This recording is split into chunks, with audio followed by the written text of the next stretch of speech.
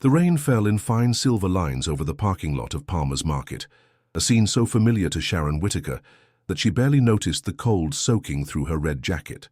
At 24, Sharon knew the sound of tires cutting through puddles, like the rhythm of her own routine. Her morning shift already weighed on her shoulders, and all she wanted was to go home and take off her wet sneakers. But that morning, something different hung in the air, a restlessness she couldn't immediately name. She was arranging shopping carts with automatic gestures, stacking them like metal soldiers, ready for the next consumer battle. A crumpled soda can rolled out from the cart corral, and Sharon sighed before bending to pick it up. That's when she noticed it. A small figure moving behind the row of carts, too quick to be a distracted customer. She looked up and her heart stopped for a second. A 2-year-old girl, blonde curls soaked, walked unsteadily, her little feet splashing in the water, heading straight toward a reversing pickup truck, its red lights pulsing like a predator's eyes. "Hey! Watch out!" Sharon shouted, dropping the can and running. Water splashed against her legs as she crossed the wet asphalt. The driver, distracted, didn't see the child. The engine's rumble echoed in her chest like a war drum. Each step felt like an eternity. Sharon reached out and, in a desperate move, grabbed the girl by the waist, lifting her seconds before the truck rolled over the spot where she'd been. The driver slammed on the brakes, the rear bumper stopping inches from her. Sharon's heart pounded so hard it almost hurt. The driver jumped out of the truck, fury painted across his face. "Are you crazy? Look what you did to my truck!" he yelled, pointing at the scratch the carts had left. Sharon, still holding the trembling girl against her chest, looked at him with the calm of someone who'd faced death up close. "You almost killed a child," she said, her voice low but firm. The man opened his mouth, ready to retort, but another sound cut through the air. Firm, rapid footsteps. Logan Raw, in an impeccable suit, dark hair wet from the fine rain, emerged through the mist like a figure from another world. His eyes, usually cold and calculating, widened when he saw his daughter in a stranger's arms. "Julie!" he shouted, running toward Sharon, his phone forgotten in his pocket. Sharon turned, meeting Logan's gaze. For a moment, the world stopped. The sound of cars, the creak of cartwheels, everything seemed to vanish. Sharon hesitated before handing the girl over, and Logan took her with trembling hands. He hugged Julie tightly, the smell of rain and baby shampoo filling his senses. "Thank you," he whispered, almost lost in the drizzle. But Sharon, still breathless, shook her head. "Keep an eye on her. Next time, there might not be someone to save her." The truck driver raised his hands in indignation. "What about my truck? You're just going to ignore that?" Sharon didn't even look at him. "Your truck can be fixed, her life can't." She turned without waiting for a response and headed toward the store. The rain fell harder, soaking her shoulders as the automatic doors opened, letting her disappear into the glow of neon lights. Logan stood still, his daughter in his arms, tasting something bitter he couldn't name. Perhaps shame, perhaps gratitude.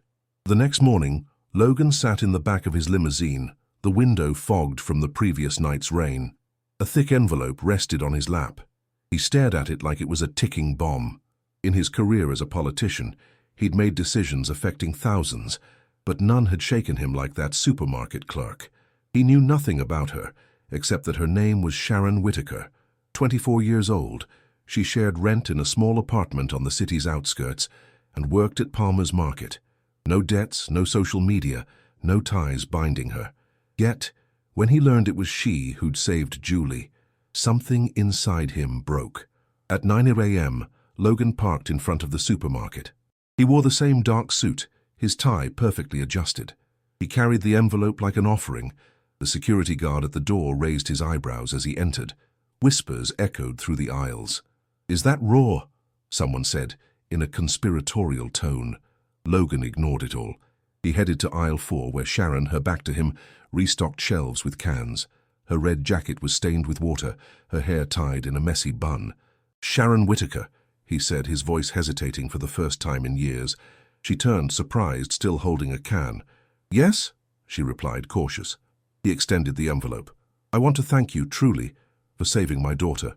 Sharon looked at the envelope, then at him, suspicion painted across her face. "Is that a check?" she asked, her voice cold as the linoleum floor. Logan cleared his throat. "It's a way of saying thank you." She shook her head, almost laughing. "I didn't do it for money," she said. "I did it because she was going to die. Logan tried to argue, but Sharon raised her hand. Keep your money. I don't want it. Silence hung between them like a veil. Logan blinked, stunned. But you don't even know how much is in there. Doesn't matter, I don't care. She sighed, placing the can on the shelf carefully. People think everything has a price. Saving a child isn't for sale. He took a deep breath, feeling the weight of her words. Sharon turned to continue her work, her hands steady, her posture unshakable. Logan stood there, the envelope dangling in his hand, feeling smaller than he ever had. For the first time, his certainty of always having all the answers wavered. He lingered for a moment, as the supermarket aisle breathed the scent of stale coffee and cheap disinfectant, as if Sharon's ordinary life was impervious to any wealth he could offer. The heavy envelope in his hand trembled like paper armor, and Logan suddenly realized how fragile it all was. Money, reputation, power. Sharon didn't look back as he walked away. Her hands were already busy rearranging cans in perfect order, as if nothing else mattered.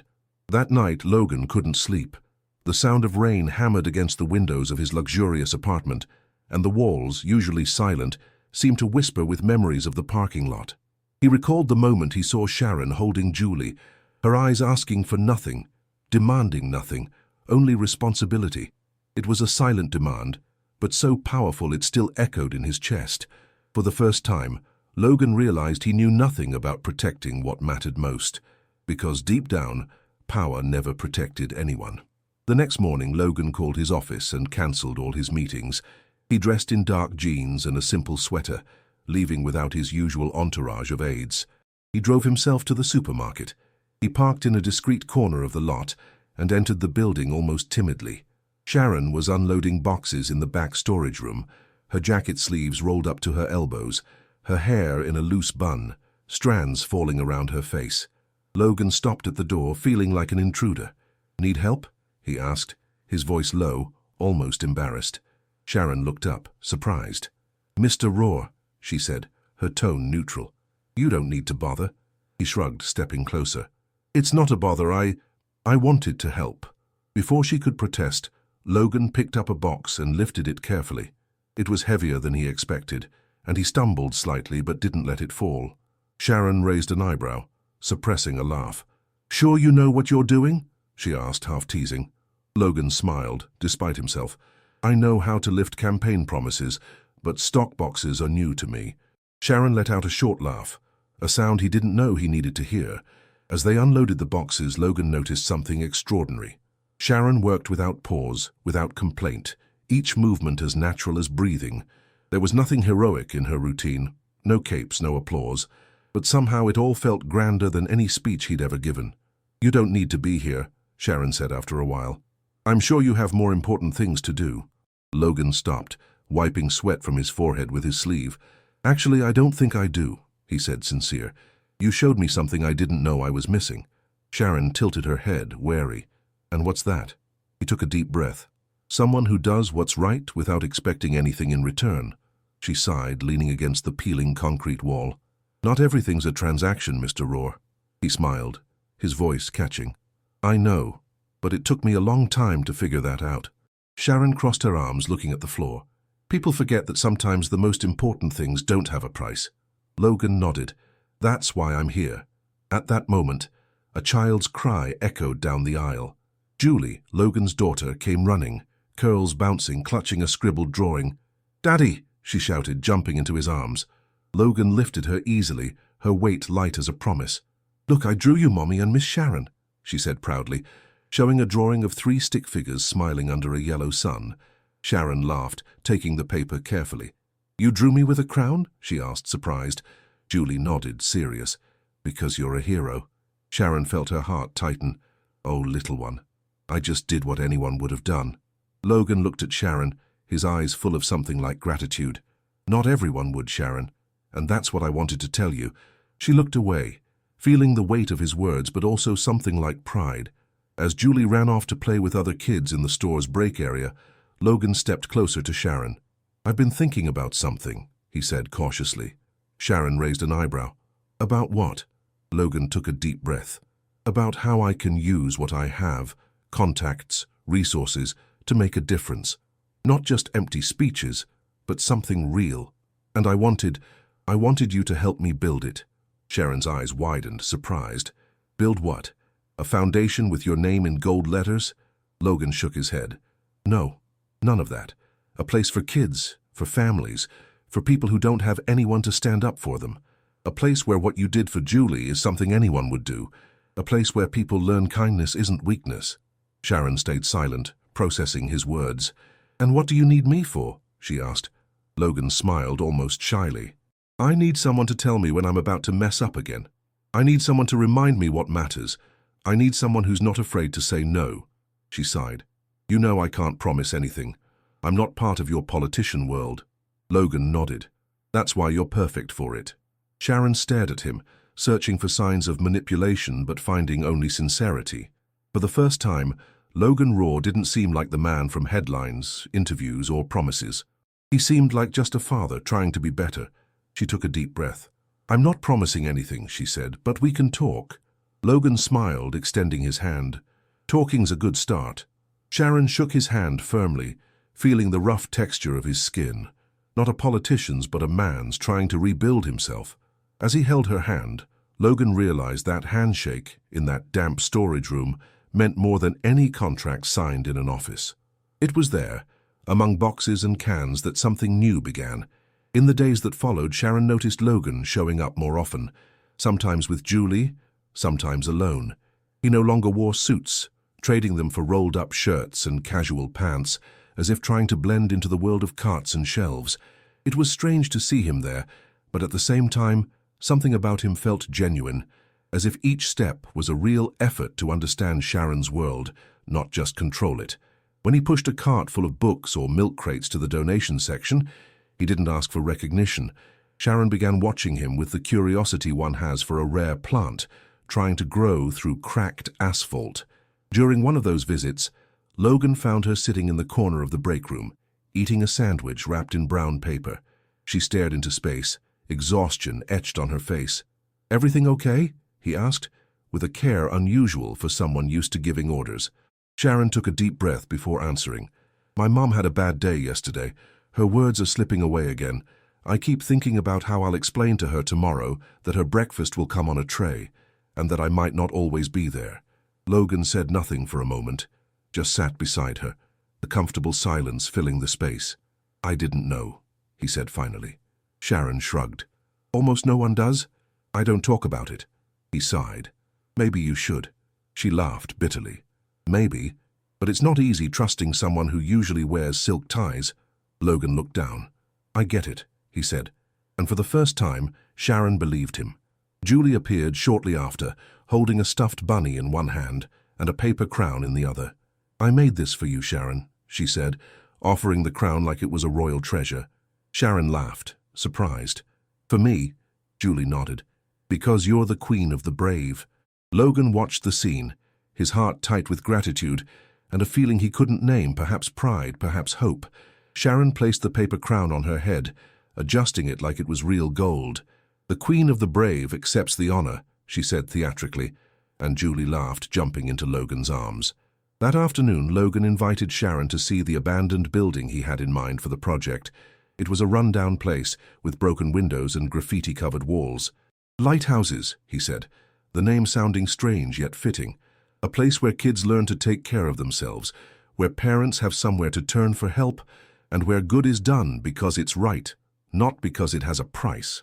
Sharon walked among the graffitied walls, smelling old paint and dust. It's going to be tough, she said, more to herself. Logan nodded. I know, but I'm not asking for miracles. I'm asking for your help. Sharon looked into his eyes, weighing his words. I'm not sure I trust you yet, she admitted. Logan took a deep breath. I don't fully trust myself yet either, but I know I can't do this without you. And in that moment, among broken bricks and an uncertain future, Sharon extended her hand. Then let's do it together, she said. Logan took her hand, gripping it tightly. Weeks later, the renovation began. No camera flashes, no speeches. Just volunteers, hammered wood, the smell of paint and the laughter of curious kids already passing through. Sharon stayed late, sometimes organizing boxes of books, sometimes cleaning broken glass. Logan showed up with coffee, sometimes muffins, sometimes just his presence, and that was enough. Sharon discovered in him not a politician, but a man who finally understood what it meant to build something from the ground up. And Logan discovered in Sharon a strength that didn't appear in reports or spreadsheets. On opening day, there was no press. The doors were opened with a simple push, and children ran through the freshly painted halls with the excitement of discovering a new world. Sharon was there, Julie's paper crown on her head, guiding groups of kids through the rooms, showing them toys, books, and the safe corners they'd built together. Logan watched from a distance, hands in his pockets, a subtle smile on his face. When Julie ran to him and hugged him, Logan crouched down, holding her tightly. "Thank you, Daddy," she said. He smiled, tears in his eyes. "It wasn't me, little one. It was her," he said, pointing to Sharon. In the corner of the room, Sharon looked up and met Logan's eyes. In that moment, they weren't the clerk and the politician. They were two people who'd learned that kindness, courage, and responsibility didn't need cameras to exist.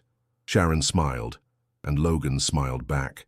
There was nothing grandiose in that moment, just the certainty that they were exactly where they needed to be, and maybe, just maybe, that was the greatest victory of all.